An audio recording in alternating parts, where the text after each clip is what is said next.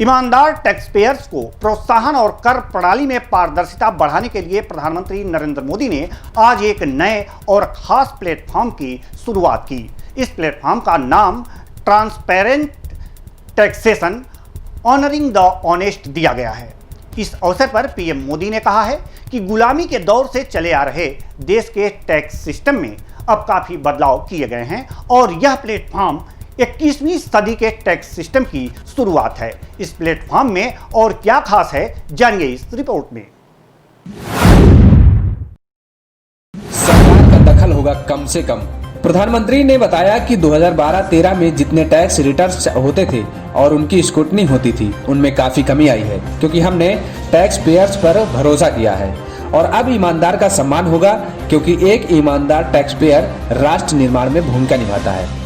PM Modi ने कहा कि आज से शुरू हो रही नई व्यवस्थाएं, नई सुविधाएं मिनिमम गवर्नमेंट मैक्सिमम गवर्नेंस को आगे बढ़ाती हैं। इससे सरकार का दखल भी कम होगा।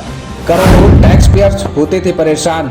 पीएम ने प्लेटफॉर्म की शुरुआत करने के साथ ही कहा कि देश के साथ छल करने वाले कुछ लोगों की पहचान के लिए बहुत लोगों की परेशानी से गुजरना पड़ा।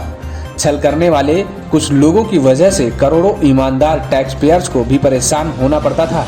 ऐसे में 60 गांठ की व्यवस्था बन गई, जिसके कारण ब्लैक व्हाइट का उद्योग बढ़ा। पहले 10 लाख का मामला भी अदालत में चला जाता था, लेकिन अब हाई कोर्ट, सुप्रीम कोर्ट में जाने वाले मामले की सीमा 1 से 2 करोड़ की गई है। अब फोकस अदालत से बाहर ही मामलों को सुलझाने पर है और टेक्नोलॉजी की वजह से देश के किसी भी हिस्से का अधिकारी अब केस की जांच कर सकता है। प्लेटफॉर्म के जरिए 3 बड़े सुधार। टैक्स सिस्टम में पारदर्शिता लाकर पीएम मोदी ने टैक्स पेयर्स को 3 सौगात दिए हैं। इनमें फेसलेस अपील और चार्टर शामिल हैं।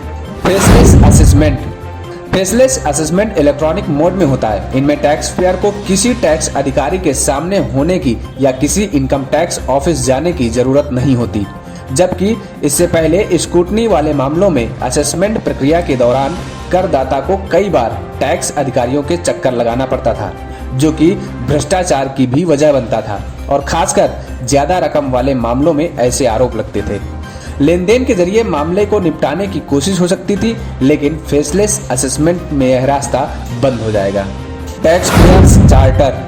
अगर आसान भाषा में समझें तो ये चार्टर एक तरह का लिस्ट होगा, जिसमें टैक्स पेयर्स के अधिकार और कर्तव्य के अलावा टैक्स अधिकारियों के लिए भी कुछ निर्देश होंगे।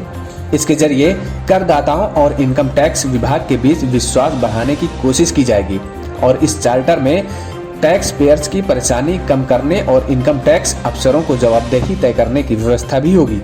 इस समय दुनिया के सिर्फ 3 देशों में ही यह सिस्टम लागू है, जो कि अमेरिका, कनाडा और ऑस्ट्रेलिया है।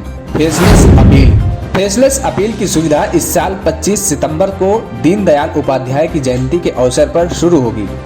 इस सुविधा के द्वारा भी भ्रष्टाचार और मनमानी को रोकने की कोशिश की जाएगी। इस सिस्टम के जरिए टैक्स पेयर्स की अगर कोई शिकायत है तो उसे इसके लिए रैंडम तरीके से चुने गए अफसर के पास अपील का अधिकार होगा। यह अफसर कौन है, इसके बारे में किसी को जानकारी नहीं होगी। आयकर दाता को इसके लिए किसी भी दफ्तर के चक्कर लगाने की जरूरत नहीं होगी।